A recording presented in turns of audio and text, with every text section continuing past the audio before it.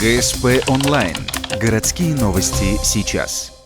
Суббота, 15:00. Кастинг «Дом молодежи» ищет таланты. Идет прослушивание артистов. Компетентное жюри отбирает лучших из лучших. На заявку откликнулись более 20 участников. Это вокалисты, танцевальные коллективы, инструментальные группы. Некоторые артисты на кастинг приехали из других городов республики. В Ухте я принимаю участие впервые. Вообще я выступала уже на международных всероссийских конкурсах. И у нас в городе, в Печоре, проходит День молодежи.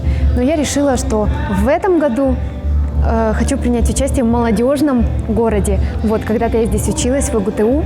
Проект «Дом молодежи» ищет таланты направлен на то, чтобы самородки, которые не занимаются профессионально в вокальных и танцевальных студиях, смогли реализовать себя на городских мероприятиях. Лучшие артисты выступят на главной сцене в День молодежи. Этот проект реализован в рамках проведения интерактивной арт-галереи «Под небом республики», который пройдет у нас 26 июня, в день празднования Дня молодежи. Проект «Дом молодежи ищет таланты» проходит у нас впервые в Ухте.